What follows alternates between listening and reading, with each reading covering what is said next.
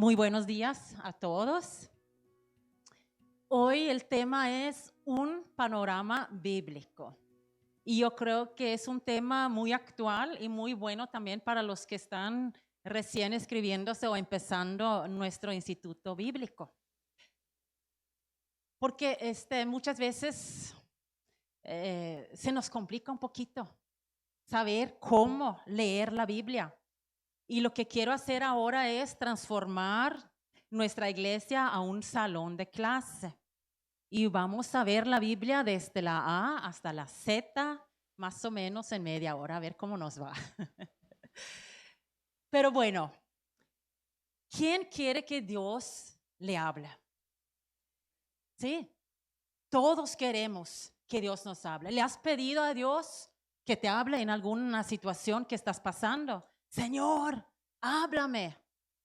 Sí, sí, yo sí. Yo creo que casi diario. Señor, ¿por qué, Señor? Háblame, Señor, no entiendo. Sí, ustedes también. Sí reconocen esas preguntas y esas oraciones. Señor, contéstame, por favor. Contéstame, por favor. Y sabes, Dios quiere hablar contigo. Él quiere que lo escuches. Él quiere que lo conozcas más y más.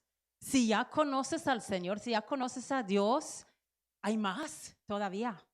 No es de que ya, oh no, yo conozco de Dios, ya conozco de Jesús. No, hay más. Dile a tu compañero de lado, hay mucho más. Hay mucho más por conocer de Dios. Es algo que nunca va a terminar aquí en este mundo. Y Él nos habla. Muchas veces, ¿verdad? Nos entran llamadas al celular y rápidos porque siempre tenemos el celular a la mano, ¿no? Pero Dios también nos habla. Dios nos habla y a veces lo mandamos directo a buzón. ¿Verdad que sí? ¿Quién está hablando? Dios está hablando. ¿Le contesto o no le contesto? Está suena y suena y suena y suena. Bueno, voy a contestar pues. A ver qué me dice. Así funciona. Son efectos especiales. Gracias, Javi. Aquí son prédicas en 3D, ¿no? Muy bien. Algo sucede cuando abrimos este libro. Este libro es más que un libro. Este libro es la palabra de Dios para ti y para mí. Y Dios tiene mucho que decirte. Y al abrir ese libro, conectas con Dios. Al abrir ese libro, el Espíritu Santo empieza a trabajar en tu corazón y empiezas a escuchar lo que Dios te quiere decir. ¿Cuántas veces no decimos, si Dios quiere? ¿A poco no? Es como una expresión muy normal, ¿verdad? Decimos, ¿sabes qué? Carlos, nos vemos el domingo, si Dios quiere. ¿Y sabes qué? Nos ha dado la Biblia para saber lo que Él quiere. Y dice la Biblia, no dejes de congregarte.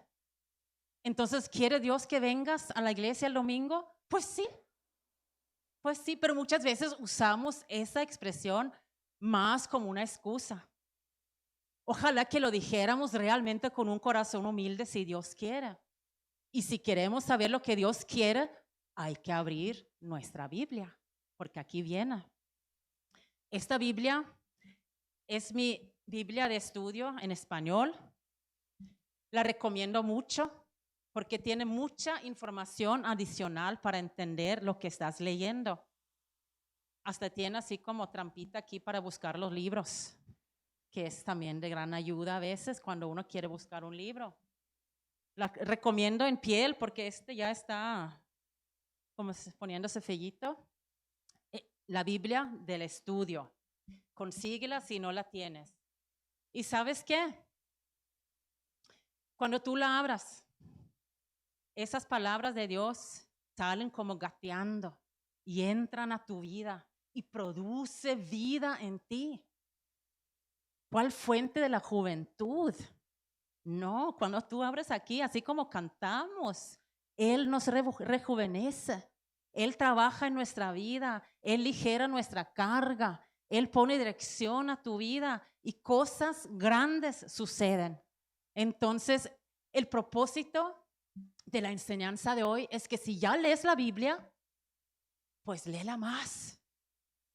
Y si no la lees mucho, bueno, mi deseo y el deseo de nosotros como pastores es que salgas el día de hoy por esas puertas con un apuro de llegar a tu casa para abrirla y para leerla y para checar qué me quiere decir Dios. Porque Dios tiene mucho que decirte. Y hoy te voy a dar unas herramientas sencillas como para más o menos poner en orden la palabra de Dios. Porque la palabra de Dios tiene una estructura, tiene un orden muy, muy específico. Y cuando entendemos eso, nos facilita el estudio. Entonces son herramientas sencillas, no vamos a profundizarnos mucho. Más adelante tal vez vamos a dar un curso un poquito más profundo de cómo estudiar la palabra de Dios, y los que están en el IBC, pues ahí también van a aprender mucho sobre este tema. Puedes tomar notas si gustas, porque vamos a mencionar aquí los libros de la Biblia y vamos a dar así como una palabra o dos o tres como la esencia de cada libro de la Biblia. Entonces tenemos que apurarnos porque son 66 libros. Entonces tenemos mucho por hacer el día de hoy. Bueno, el primer punto es hambre de la palabra. ¿Tienes hambre de la palabra de Dios? ¿Sabes qué? Cuando empiezas a probar, como que despierta el hambre y quieres más. Pregúntale a alguien que lee seguido o lee mucho la Biblia. Dile, entre más la lees, más quieres aprender y te das cuenta que nunca termina uno de aprender y recibir palabra de Dios. Y es tan maravilloso porque cualquier situación de la vida, cualquier cosa que estás viviendo, encuentras la respuesta ahí. Y es increíble cómo la palabra de Dios, aunque fue escrita por más o menos 40 escritores durante un tiempo de 1500 años, no se contradice en ningún lugar. Al contrario, va confirmando la voluntad de Dios, la palabra de Dios, desde el Génesis hasta el Apocalipsis. Es un libro divino, es un libro inspirado por Dios, es la palabra viva de Dios. Y me gustaría leerte unos versículos aquí que están en el libro de Ezequiel, que tiene su propio libro, el profeta Ezequiel, capítulo 3, del 1 al 3. Ezequiel come el rollo, dice aquí el título. Dios dijo, hijo de hombre, come lo que hayas, come este rollo y ve y habla a la casa de Israel. Y abrí mi boca y me hizo comer aquel rollo. Y me dijo, hijo de hombre, alimenta tu vientre y llena tus entrañas de este rollo que yo te doy. Y lo comí y fue en mi boca dulce como miel.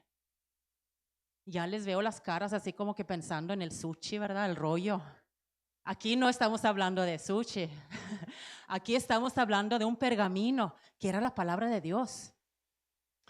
Yo sé que a mí siempre me da hambre cuando vengo a la iglesia. Cuando salimos aquí a las 3 de la tarde, ¿verdad? Un hambre así, que parecen dos, como dice Miguel. Ahorita vamos a salir con un hambre de la palabra de Dios y vamos a ver cómo Él quiere saciar nuestra vida, pero no con un rollo de sushi, pero con un rollo pergamino con su palabra. Amén. Entonces, fue una visión. Es así como el mundo virtual, para decirlo así, que los jóvenes de hoy en día lo puedan entender. No fue un rollo físico, fue una visión que Dios le dio a Ezequiel y dijo, come todo este rollo, pero cómelo por completo, no solamente una mordida. ¿Por qué? porque no era así nomás como un tentempié, una probadita. No, tenía que saciarse de ese rollo. Tenía que saciarse porque Dios no quiere que solamente tengamos una fe mental. Sí, yo creo en Dios. No, Él quiere que llenemos nuestro interior, hasta nuestras entrañas, dice aquí, de la palabra de Dios. Alimenta tu vientre, dice, llena tus entrañas. Y no solamente era para que Él se llenara, aquí dice, para que vayas a hablar a la casa de Israel. Para que tú puedas compartir la palabra de Dios, pues primero tienes que saciarte tú de la palabra de Dios. Y de lo que tú comes de la palabra, tú lo puedes dar. Y puedes bendecir a las demás personas. Amén. Y aquí dice también que cuando comió el rollo, se le hizo dulce, más dulce que la miel. Y ¿sabes qué? Cuando algo sabe así tan rico, lo saboreas. Pero dice Salomón, él dice algo interesante. Salomón dice, el alma saciada detesta el panal de miel. Si ya andamos así como que ya comimos de más, no tenemos apetito para comer algo más, ¿verdad? ¿Qué pasa cuando comemos chucherías? Si tomamos un raspado antes de la comida, ya no sabe la comida igual, ¿verdad que no? A veces porque tenemos hambre, empezamos a buscar en los gabinetes o empezamos a sacar, por lo menos yo, buscar qué hay por ahí, ¿verdad? Que sí. Y si comemos algo antes de la comida ya no sabe igual. ¿Y qué pasa? Me sacio con algo que no me nutre. Me sacio de algo que me da un placer pequeño, instantáneo, pero que no trae ningún beneficio a mi cuerpo. ¿Cuántas veces no hacemos eso? Llenamos nuestra vida de esas golosinas que tal vez te calma tu inquietud por un momento, pero no te alimentas bien.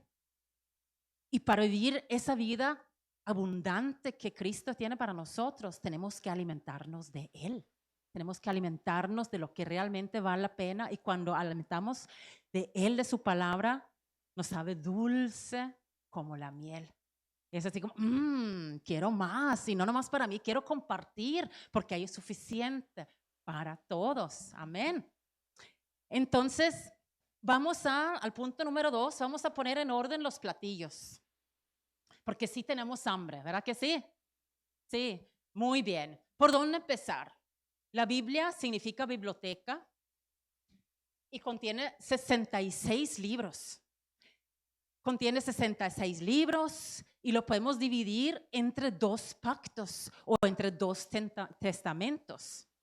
Los 2 testamentos, el Antiguo Testamento, que es la mayor parte de la Biblia, y el Nuevo Testamento, que es como una tercera parte de la Biblia. ¿Qué es lo que divide? Si ponemos la lámina aquí, la imagen, ¿qué es lo que divide el Antiguo y el Nuevo Testamento? La cruz de Jesús.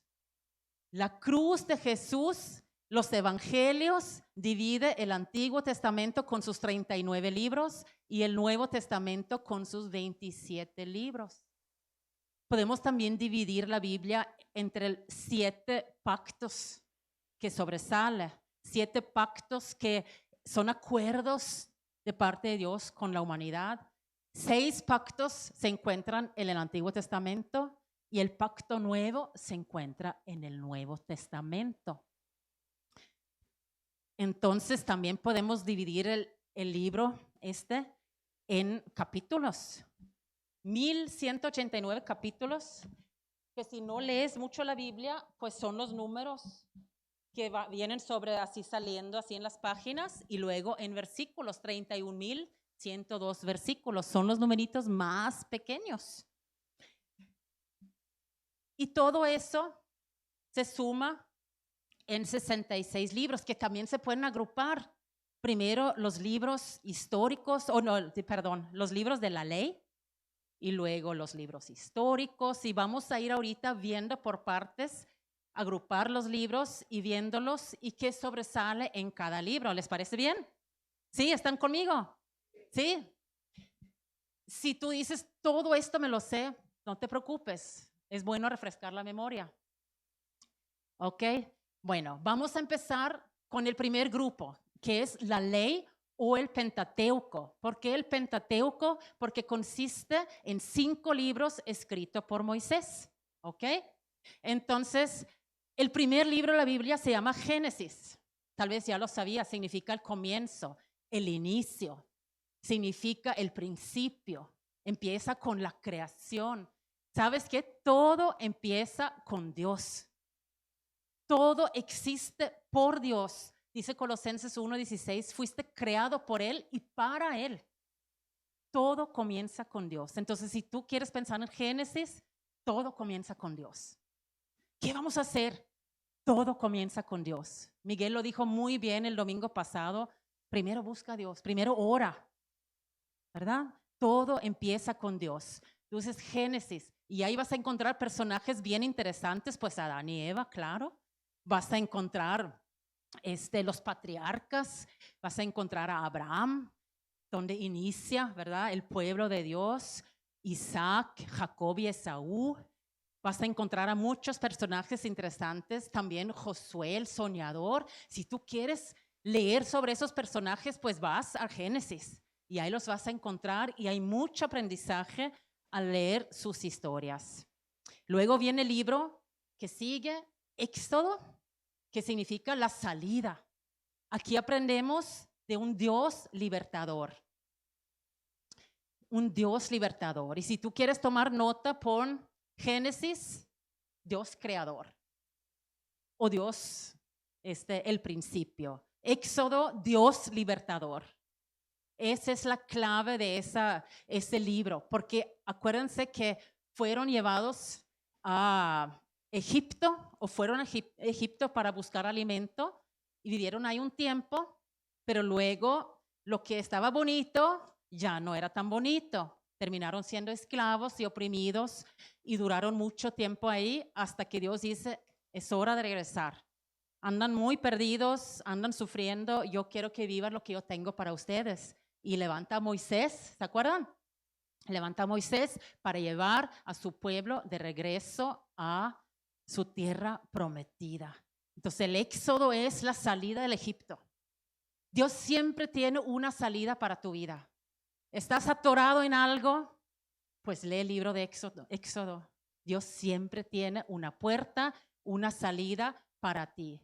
Él es tu Dios libertador. Amén. Amén, ¿lo crees? Luego viene el libro también escrito por Moisés, Levítico.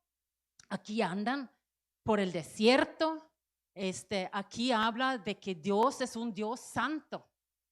Este libro se habla de la santidad de Dios, donde Él levanta el tabernáculo, el ministerio de los sacerdotes y todo eso. Y habla de sacrificio y santidad. El que ahora nos santifica es Cristo. El que ahora nos santifica es Cristo. Amén. Luego viene el libro de Números. Aquí podemos leer que Dios es un Dios justo y misericordioso. Aquí podemos leer sobre esa caminata, su travesía por el desierto, que realmente hubieran podido cruzar a la tierra prometida en un mes, pero duraron 40 años. ¿Por qué? Porque no podían sacar Egipto de su cabeza. Quedaron con la mentalidad de Egipto, quedaron con las dudas de Dios, no querían avanzar, extrañaban lo viejo. Entonces, cuando uno quiere regresar, cuando uno extraña lo viejo, no puedes avanzar. Entonces, pero Dios era justo y misericordioso durante todo este tiempo y hubo un cambio de generaciones. Eso es muy interesante. Ahí es donde la primera generación que salió de Egipto, pues se fueron muriendo y nació una generación nueva que no conocía a Egipto. No tenían la mentalidad de Egipto, tenían una mentalidad nueva.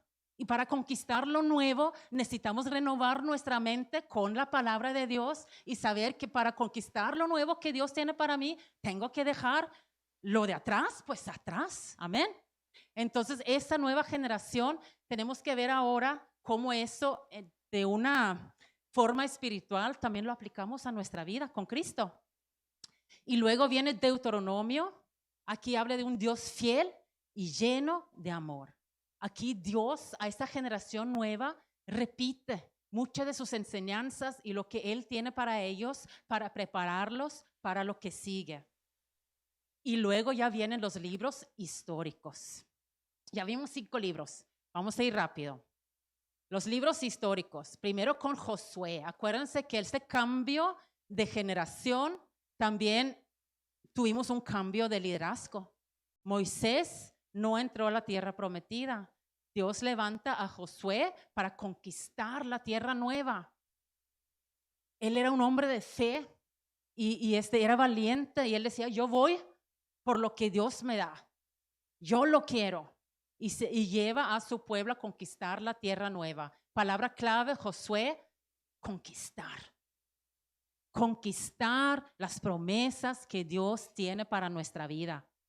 Necesitamos tener ser aguerridos, así como Josué. Yo lo quiero, yo lo quiero.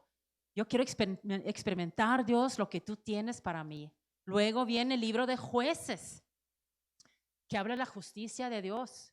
No tenían rey en este momento. Entonces Dios levantaba jueces para dirigir el pueblo, para ayudar al pueblo en las cosas legales. Cuando había conflictos entre ellos, iban delante del juez para pedir consejo y para que el juez dijera, mira, tú estás bien, él está mal, pónganse de acuerdo y así. Entonces había jueces. Ahí podemos leer, por ejemplo, sobre Gedeón. ¿Sí se acuerdan haber escuchado de Gedeón? Si tú quieres leer historias emocionantes, tienes que leer la historia de Gedeón, la historia de Débora. Había una mujer juez. Mujeres, hay que leer la historia de Débora. También Sansón, ¿se acuerdan de Sansón, verdad? Con el cabello largo, que tenía esa fuerza que tumbaba las columnas de los edificios. Bueno, también era juez. Podemos leer su historia en el libro de Jueces. Ruth, el libro de Ruth, una mujer que tiene un libro en su nombre. Esa historia se trata de restitución y favor. Es una historia hermosa donde esa mujer pasa por cosas que ella nunca planeó, que no mereció, terminó alejándose del lugar de donde ella era, terminó perdiendo todo hasta que ella regresa a Belén, la casa de pan, el pan de vida, Cristo. Cuando por las circunstancias de la vida nos alejamos de Dios, pues hay que regresar al pan de vida. Amén. Y hay restitución y favor. Luego viene primero y segundo de Samuel. A veces decimos uno de Samuel. No, primero y segundo libro de Samuel. Así se dice, ¿no? El vocabulario bíblico o cristiano. Aquí podemos ver que el pueblo pide un rey. Dice, ay, todos los demás tienen reyes, Dios. Nosotros también queremos un rey terrenal. Y dice Dios, pues tienen un rey, pero estoy aquí arriba. Pero dice el pueblo, no, queremos un rey aquí abajo. Queremos ver así como que todo lo majestuoso. Queremos un palacio, queremos un rey, corona, todo eso. Y bueno, Dios les da un rey, Saúl. Y el rey Saúl dura un tiempo, luego es el rey David que toma el trono. Si quieres escuchar o leer, la historia de David, pues ahí encuentras la historia de David en primero y segundo de Samuel.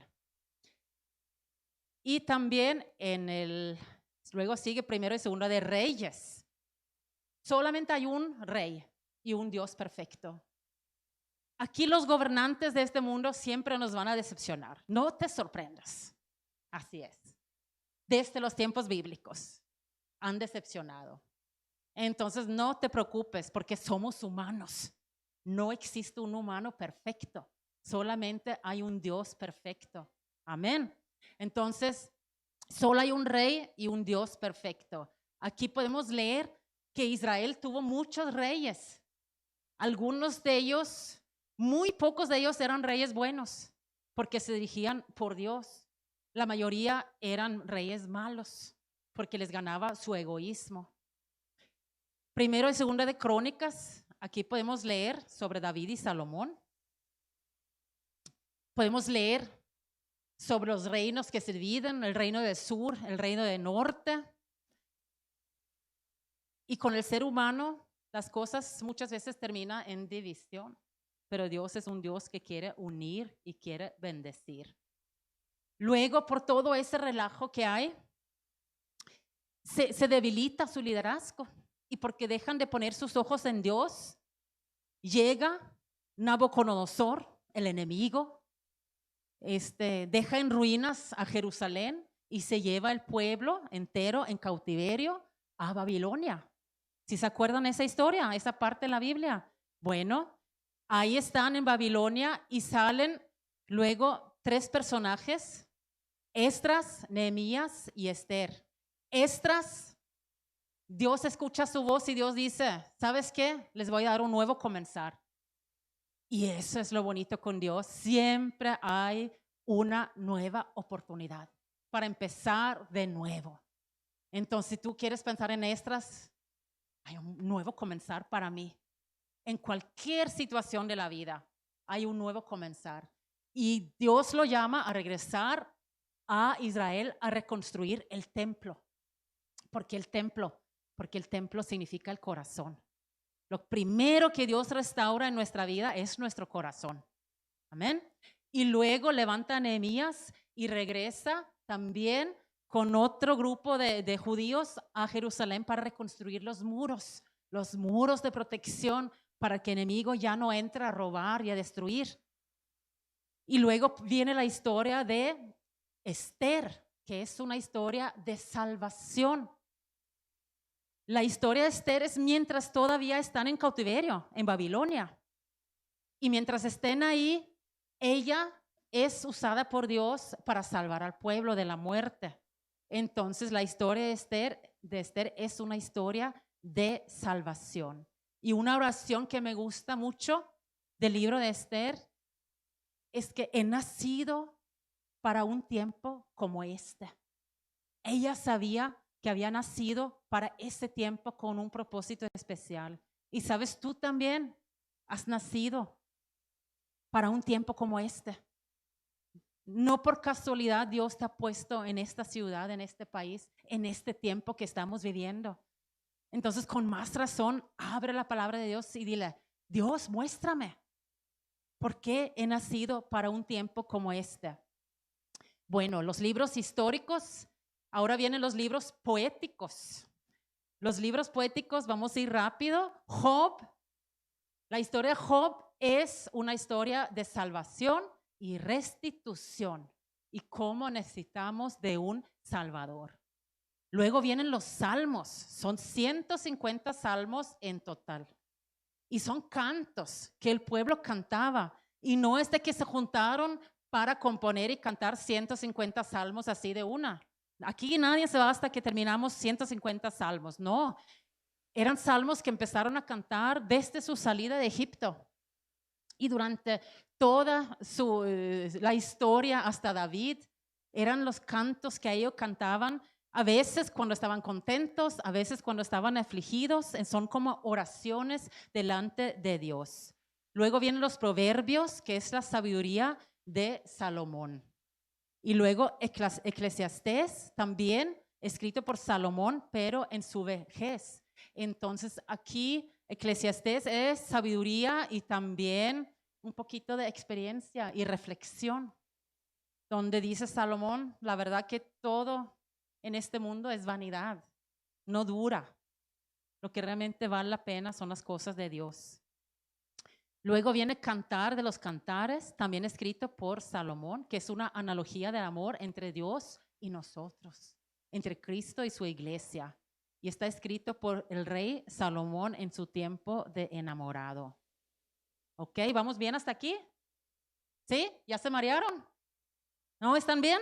Bueno, vamos avanzando. Ahora vienen los profetas, profetas mayores y profetas menores, pero primero los mayores. ¿Por qué profetas mayores? Bueno, un profeta era la voz de Dios al pueblo. El sacerdote era el pueblo hablando con Dios.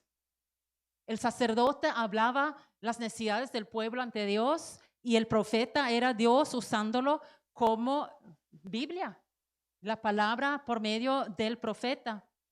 Entonces, Isaías, ya escuchamos de Isaías, también comentó Miguel que es como la Biblia pequeña, porque encontramos que tiene 66 capítulos, muy parecidos a lo que tiene la Biblia, 39, se divide ahí con 39, que es así como una reflexión de lo que es el Antiguo Testamento, y 27 capítulos que habla sobre lo nuevo que viene con el Salvador, con el Mesías. Jeremías, Lamentaciones, Ezequiel y Daniel. Fíjate que esos profetas mayores se llaman profetas mayores porque sus libros son más gruesos. Profetizaron durante más años y más tiempo. Y profetizaron mientras estaba el pueblo en cautiverio. Entonces era como que Dios hablándole a su pueblo mientras estaban pasando por un tiempo muy difícil, y por medio de los profetas dándoles palabras de esperanza. También vienen los profetas menores: Oseas, Joel, Amós, Abdías, Jonás, Miqueas, Nahum, Habacuc, Sofonías, Ageo, Zacarías y Malaquías.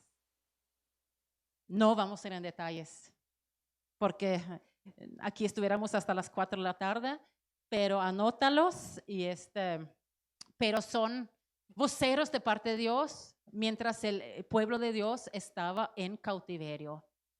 Como que era llamada de larga distancia, ¿no? Como que Dios, tengo que hablarles, y buscaba a esos profetas para hablar con su pueblo. Aquí viene una división en la Biblia. Ahí concluye el Antiguo Testamento y empieza el Nuevo Testamento. Y empieza con los 4 evangelios: Mateo, Marco, Lucas y Juan. ¿Qué leemos aquí? Pues las buenas noticias.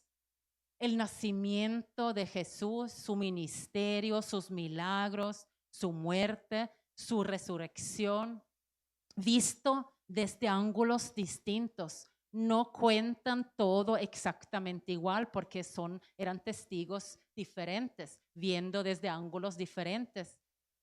Pero es la misma historia contada por 4 personas distintas. Y si tú eres nuevo en la fe y tú dices, yo quiero conocer más a Jesús, te recomiendo mucho que leas aquí. Y si tú tienes una necesidad que tú dices, yo ocupo un milagro, pues lee aquí sobre todos los milagros que hizo Jesús. Y dile a Dios, pues, si en aquella situación lo hiciste, también para mí. También para mí. Amén. Esas son las buenas nuevas, las buenas noticias, que todo esto también es para ti y para mí. Amén. Luego vienen los Hechos, que es la historia de la primera iglesia, la llegada del Espíritu Santo. Es una historia muy emocionante. Fueron perseguidos, los metían a la cárcel, salían de la cárcel, muchas cosas que sucedían. Vemos también aquí los viajes misioneros de Pablo, empezando iglesias nuevas. Entonces la carta de los Hechos dice que todavía se sigue escribiendo por medio de nuestra vida, porque es la historia de la iglesia. Y todavía la iglesia sigue caminando. Amén. Luego vienen las cartas, 13 cartas de Pablo. Esas cartas él las escribe durante sus viajes misioneros, porque él iba plantando iglesias, y como no era, se iba a agarrar un vuelo para acá y otro vuelo para acá y el camión, y era muy difícil viajar. Entonces él escribía cartas con enseñanzas para animar, para exhortar, para dar indicaciones a las diferentes iglesias que él iba plantando. Y vamos a ir mencionando las cartas y con su palabra clave. Primero, la carta que escribe a los romanos: justos por Cristo. Si tú sientes culpa en tu vida, lee la carta que Pablo escribe a los romanos, que explica que ninguna obra te va a justificar. Solamente la fe en Cristo te hace justo ante Dios. Luego viene primera y segunda de Corintios, que nos explica la vida nueva en Cristo. Habla de los dones, los ministerios. Aquí decimos primera y segunda, porque hablamos de carta. Primera carta, segunda carta a los Corintios, ¿ok? Entonces, Gálatas, libertad. Gálatas habla de libertad en Cristo. Somos libres de la ley y vivimos en un pacto nuevo de gracia. Efesios, palabras claves, nueva identidad en Él. Ahora ya no vivo yo, más Cristo vive en mí. Tengo una nueva identidad. Amén. Amén. Filipenses, gozo. Gozo en todo tiempo. Esta carta es muy especial porque aquí expresa Pablo muchas cosas personales de él. Y sabes que él escribe esta carta estando en la cárcel. Y ya estaba él sufriendo. Y lo interesante es que la palabra que sobresale es gozo. Y él habla sobre el gozo en el ministerio, en las aflicciones, en todas las etapas de la vida, como el gozo que nos da Dios es más que una simple alegría, es algo más profundo. Y todos yo creo que hemos memorizado el versículo, todo lo puedo en Cristo que me fortalece. Filipenses 4:13. Y es muy interesante saber que ese lo escribe él, no encima, así cuando todo va fluyendo, no lo escribe cuando está en la cárcel. Cuando realmente tiene toda la razón de sentirse débil y sentirse afligido. Hay muchos tesoros en la carta que Pablo escribe a los filipenses. Léela y léela despacio. Colosenses, resucitados con Cristo. Si ya resucitaste con Cristo a una vida nueva, busca las cosas de arriba. Luego vienen 2 cartas que Pablo escribe a los tesalonicenses y dice, hay que vivir sobrio. Los días son malos, hay que vivir sobrios. No nomás sigue la corriente, no nomás ande por ahí, no, tienes que vivir sobrio porque también pronto viene Cristo. Amén. Primera y segunda carta que Pablo escribe a Timoteo, aquí habla sobre la iglesia y sus líderes. Timoteo terminó siendo el pastor de la iglesia de Éfeso y era un muchacho joven. Era una persona, un muchacho que Pablo lo amaba mucho y lo veía como un hijo de la carne. Entonces, él manda esas cartas para animar a Timoteo y dice cómo buscar a los líderes, cómo trabajar con la iglesia. Luego escribe otra carta a Tito, que fue otro muchacho joven que terminó siendo pastor en la iglesia de la isla de Creta. Y también le da recomendaciones sobre cómo trabajar en la iglesia y cómo organizarla, tener una doctrina sana. Luego escribe una carta a Filemón, que también es una carta muy personal y se habla ahí sobre perdón y reconciliación. Esa carta a Filemón, léela, está muy buena. Puedo decir eso de todas las cartas, ¿no? De todas las léelo. Hebreos. El autor es desconocido, pero se cree que Pablo escribió también esa carta. Y aquí en la carta a los hebreos es muy interesante porque divide muy bien, explica muy bien cómo funcionaba el Antiguo Testamento y cómo funciona el Nuevo Testamento.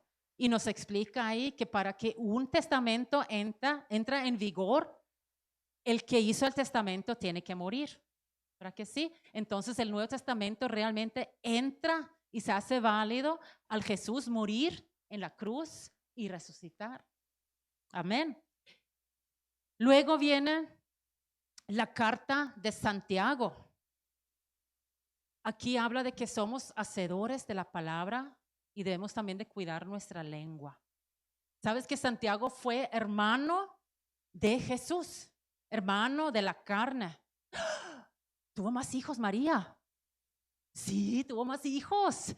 Es que ella era un ser humano que Dios escogió para una misión especial, así como también te ha escogido a ti y a mí para una misión especial.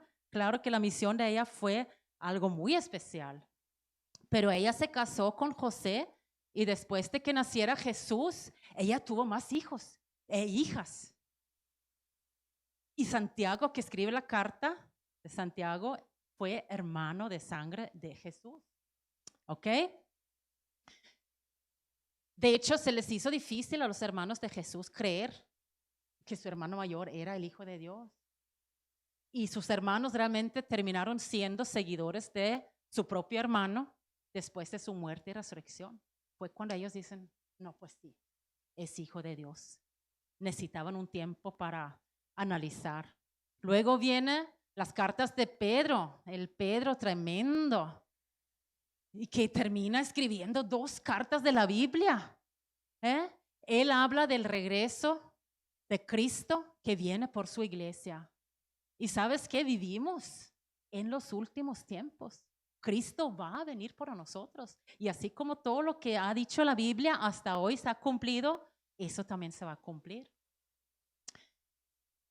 Y vienen las cartas de Juan, el discípulo amado, 1ª, 2ª y 3ª de Juan.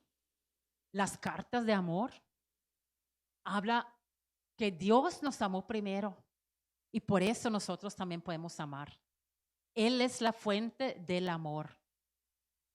Luego viene la carta de Judas, no el traidor. Judas también fue hermano menor de Jesús, hermano de sangre. Él da consejos en su carta. Es una carta muy cortita.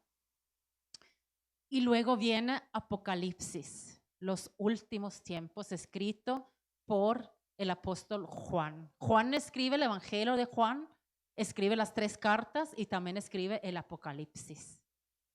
Y aquí habla sobre la segunda venida de Jesús. Aquí también hay muchas imágenes, hay cosas que son difíciles de entender, hay cosas que ve Juan en visiones. Pero lo que sí sabemos es que Cristo viene pronto. Si tú ves cómo la Biblia está estructurada desde la creación, Dios hizo el mundo en 6 días. Días según Dios, ¿verdad? No sabemos exactamente los minutos y los tiempos, pero Él explica en 7 días, 6 días o en 6 tiempos. Y luego el 7º día fue el día de descanso. ¿Sí? Y Dios habla sobre el descanso de sus hijos. Y si vemos la historia bíblica desde Génesis hasta ahorita, ya pasaron 6,000 años. Y habla sobre el milenio, que son los 1000 años de descanso. Estamos así, bien cerquita. Por eso Dios necesita levantar a su iglesia para compartir sobre la salvación, las buenas noticias, que Cristo pronto viene, que Dios nos ama, que hay una eternidad esperándonos, una tierra nueva, un cielo nuevo. Amén. Los mismos científicos dicen, ¡ay, este mundo está por acabarse! Sí, está por acabarse. Pero no ocupamos tener miedo, porque sabemos que aunque lo terrenal termina, nosotros vamos a seguir viviendo en otra dimensión y en otro lugar. Amén. Vamos a terminar con este último punto. Jesús te invita a comer. Aliméntate. Está servido. Es para ti. Es para ti todo lo que está aquí. Ahorita al final, como estamos en un salón de clases, quiero que me ayuden y vamos a leer juntos algo que viene en la carta de Juan, el Evangelio del apóstol Juan. En el capítulo 1, vamos a leer juntos. Si ponemos aquí en la pantalla el versículo, vamos a leer. Vamos a leer en voz alta todos, ¿sí? Antes de que todo comenzara, ya existía aquel que es la palabra. La palabra estaba con Dios y la palabra era Dios. Cuando Dios creó todas las cosas, ahí estaba la palabra. ¿Y le seguimos? Todo fue creado por la palabra y sin la palabra nada se hizo. De la palabra nace la vida y la palabra que es la vida es también nuestra luz. La luz alumbra en la oscuridad y nada puede destruirla. Vamos a cambiar esa palabra por Jesús. Lo podemos hacer y va a tener más entendimiento todavía para nosotros, ¿ok? Vamos a leer así otra vez despacio. Antes de que todo comenzara, ya existía aquel que es Jesús. Jesús estaba con Dios y Jesús era Dios. Cuando Dios creó todas las cosas, ahí estaba Jesús. Y vamos a cambiarle lo que sigue. Todo fue creado por Jesús y sin Jesús nada se hizo. De Jesús nace la vida y Jesús, que es la vida, es también nuestra luz. La luz alumbra en la oscuridad y nada puede destruirla. ¿Qué sigue? Jesús vino a vivir a este mundo, pero su pueblo no lo aceptó. Pero aquellos que lo aceptaron y creyeron en él, llegaron a ser hijos de Dios. Aquel que es Jesús habitó entre nosotros y fue como uno de nosotros. Vimos el poder que le pertenece como Hijo único de Dios, porque nos ha mostrado todo el amor y toda la verdad. Amén. Amén. Jesús dice, yo soy el pan de vida. El que viene a mí ya no va a volver a tener hambre. Ya no va a andar ahí buscando qué comer, porque se va a saciar de mi presencia, de mi verdad. Amén. Y los que aceptan la palabra de Dios, los que creen en ella, los que aceptan a Jesús y creen en él, son hechos hijos de Dios. Amén. Sucede una transformación. Y podemos resumir la palabra desde Génesis hasta el Apocalipsis con esas palabras claves que vimos. Dice Salmo 119, 160 que la suma de la palabra es la verdad. Y la suma es, Dios es tu creador. ¡Wow! ¿Cómo pensó y planeó para crearte? Dice que la Biblia quiere su obra maestra. Eres hermoso, hermosa delante de Él. Él es tu libertador. Y cada vez que te atoras en algo, Él llega para sacarte, para darte también una nueva oportunidad, para redimirte, porque Él es tu libertador, tu consolador. Él es amoroso y lleno de amor. Él te lleva a conquistar lo nuevo que tiene para ti. Hay muchas cosas nuevas que Él te quiere mostrar. Él llega a restituir lo que has perdido por algo todavía mejor. Él llega a restaurar lo quebrado. Él te salva, te perdona, te justifica, te llena de salud, de bienestar, de gozo y de paz. Te ama, te aconseja, te guía y te ha apartado para la eternidad. Amén, amén. Dios tiene mucho que decirte. Y el solo hecho de venir aquí los domingos sí es bonito, es importante. Pero platica con Dios y deja que Él te hable todos los días. Todos los días. Tú solito en tu casa, aliméntate. Quiero hacer una oración. Si tú estás aquí escuchando por primera vez que hay que creer en Jesús para llegar a ser hijos de Dios, tal vez tú dices, no, pues yo creo en Dios, yo creo en Jesús, sí. Pero Jesús espera una invitación. Él no se mete a fuerzas a tu vida. Él ocupa una invitación. Y vamos a orar juntos y vamos a invitarlo a nuestra vida. Amén. Para recibir todo esto que escuchamos el día de hoy. Señor Jesús, creo en ti. Creo que tú moriste por mí en la cruz del Calvario. Creo que has perdonado mis pecados. Creo que resucitaste. Y creo que estás sentado en el trono el día de hoy. Y te recibo como mi Salvador y como mi único Señor. Quiero que estés en el trono de mi corazón. Y te doy gracias porque tú me hablas. Tú me has hablado. Tú me has amado. Tú me has escogido. Y tú has derramado, Señor, tu favor sobre mí. Gracias, Señor. Amén.